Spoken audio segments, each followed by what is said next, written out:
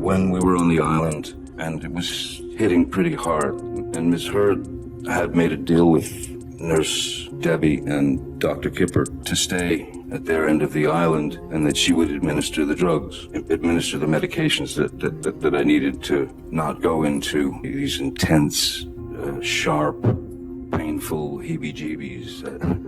And there was a moment when I could feel my body starting to tense, and I could feel the withdrawals coming on, and they're not discreet. They go straight for the jugular. I mean, when your receptors are in full bloom and begging for the opiates that my body had become used to, that these receptors that were being fed by. I was sitting on the couch in the little house that we all saw on the island. Miss Heard was at the sort of kitchen area, and she was chopping vegetables, I remember. And I said to Miss Heard, I'm going to need the meds now. She looked at the clock and she said, it's not time. And I said, no, you don't understand. This is not about clocks and watches and things. I'm going into the ship, and it was visible. And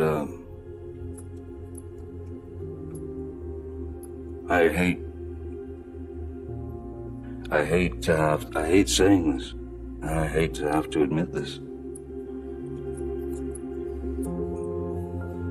But that was, I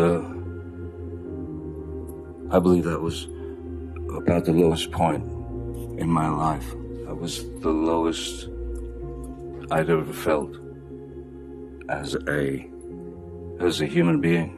Please, may I have the meds, because it's really kicking in. And she was adamant. No, it's not time. It's not time. When I was begging at that point for the meds, I found that I had sort of rolled off the couch, and I was sitting on the floor crying, tears streaming down my face, begging another human being to please give me the meds that will take this away. She was adamant that, nope, it's not time, 4 o'clock. So the only thing that one can do is you go straight to the shower. You have to trick the body to get away from the receptors. You put it on scalding, and you stand underneath the scalding shower. Essentially, you're burning, your skin is burning and what that would do is it would trick the nerves away from the receptors, because they had an immediate problem that needed to be dealt with.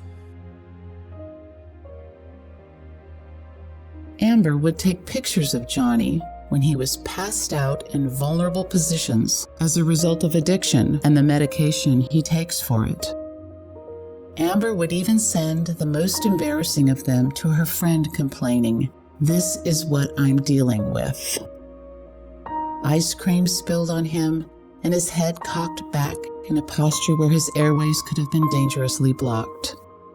This might cause one to wonder if that is what a spouse would do as her husband battles those opioid-hungry, addicted receptors.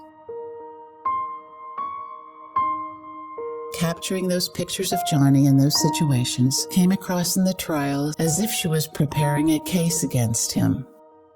It would be eyewitness statements, it would be evidence, tons of it, and it would be through years. And it would be unbelievable to imagine that either I'm in a secret fight club, or B, I've had A secret what? a secret fight club, or that I have been plotting to do this for 3 years, and taking pictures of it and documenting it, just saving it up for the right time when I'm not asking for any money and have nothing financial to gain from it.